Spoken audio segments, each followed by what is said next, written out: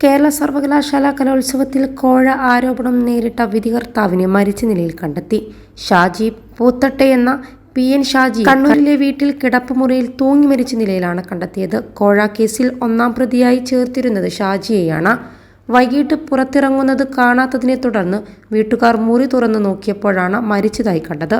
മൃതദേഹത്തിന് സമീപത്ത് നിന്ന് ആത്മഹത്യാക്കുറിപ്പും കണ്ടെത്തി. താൻ നിരപരാധിയാണെന്നാണ് കുറിപ്പിലുള്ളതെന്നാണ് മാധ്യമ റിപ്പോർട്ടുകൾ. ഷാജി ഉൾപ്പെടെ 3 ആരോപണ വിധേയരുടെ മൊഴിയെടുക്കാൻ തിരുവനന്തപുരം കന്റോൺമെന്റ് പോലീസ് സ്റ്റേഷനിലേക്ക് വിളിപ്പിച്ചിരുന്നു. കേരള സർവകലാശാല കലോത്സവത്തിൽ കഴിഞ്ഞ ശനിയാഴ്ച നടന്ന മാർഗംകളി മത്സരവുമായി ബന്ധപ്പെട്ടാണ് കോഴ വിവാദം. വിധി നിർണയത്തെപ്പറ്റി പരാതി വന്നതോടെ മത്സരം റദ്ദാക്കിയിരുന്നു. വിധി നിർണയത്തിന് എതിരെ യൂണിവേഴ്സിറ്റി കോളേജ് അപ്പീൽ പരാതിയും നൽകിയിരുന്നു. സംഘാടകർ അറിയിച്ചതിനെ തുടർന്ന് സ്ഥലത്തെത്തിയ പോലീസ് ഷാജിയെയും മറ്റു 2 പേരെയും കസ്റ്റഡിയിലെടുത്തിരുന്നു. നിരപരാധിയാണ്, ഒരു പൈസയും വാങ്ങിയിട്ടില്ലെന്നും ഇതാണ് സത്യമെന്നുമാണ് ഷാജിയുടെ ആത്മഹത്യാക്കുറിപ്പിലുള്ളത്. സത്യം സത്യം സത്യം എന്ന് 3 തവണ എഴുതിയിട്ടുണ്ട്. +2 ഡിഗ്രി കഴിഞ്ഞവർക്ക് വേൾഡ്സ് ഫസ്റ്റ് AR/VR ക്ലാസ് റൂമിലൂടെ സ്മാർട്ട് ഫോൺ എഞ്ചിനീയർ ആവാം. കൂടുതൽ അറിയാൻ വിളിക്കൂ ബ്രിഡ്കോ ആൻഡ് ബ്രിഡ്കോ. തെറ്റ് ചെയ്യില്ലെന്ന് അമ്മക്ക് അറിയാം.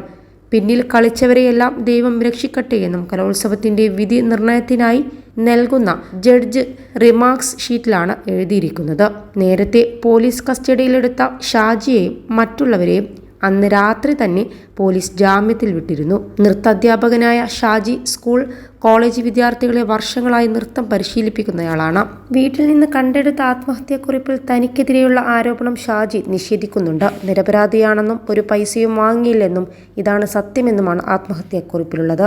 അതേസമയം കലോത്സവത്തിലെ കോഴ ആരോപണത്തിൽ സമഗ്ര അന്വേഷണം നടത്താൻ വിജിലൻസിൽ പരാതി നൽകിയിട്ടുണ്ടായിരുന്നു. കേരള സർവകലാശാല കലോത്സവത്തിലെ പ്രോഗ്രാം കമ്മിറ്റി കൺവീനറാണ് പരാതി നൽകിയത്.